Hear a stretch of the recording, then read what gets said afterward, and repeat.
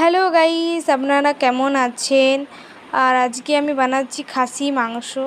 খাসি মাংস কাদের কাদের ফেভারিট অবশ্যই কমেন্ট করে জানান।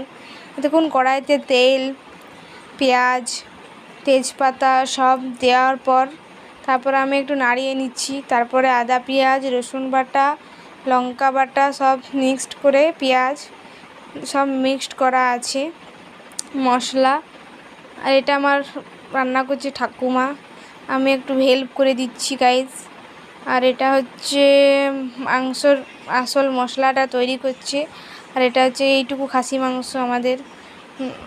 খাসি মাংসের অনেক দাম বেড়ে গেছে গাইজ, তাই পেঁপে আলু দেওয়া হচ্ছে। মশলাটাকে ভালো করে মিক্সড করে দিচ্ছে, নাহলে গন্ধ করে খেতে পারা যায় না, তার জন্যে। আর এটা হচ্ছে এগুলো সিদ্ধ করা হবে।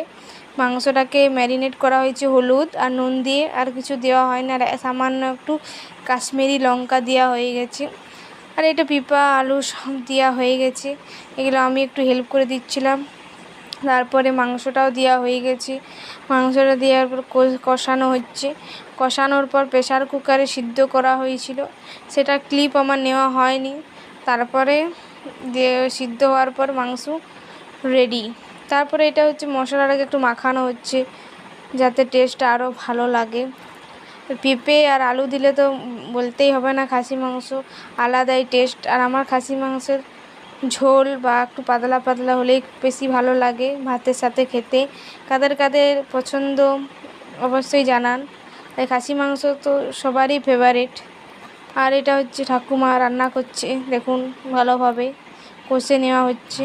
তারপর এটা ফাইনাল। তারপর প্রেসারে দেওয়া হয়েছিল, সেটা আমি ক্লিপ নিইনি, আগেই বললাম। আর এটা হচ্ছে ফাইনাল। কেমন হয়েছে অবশ্যই কমেন্ট করে জানান। Like, comment, subscribe guys, by.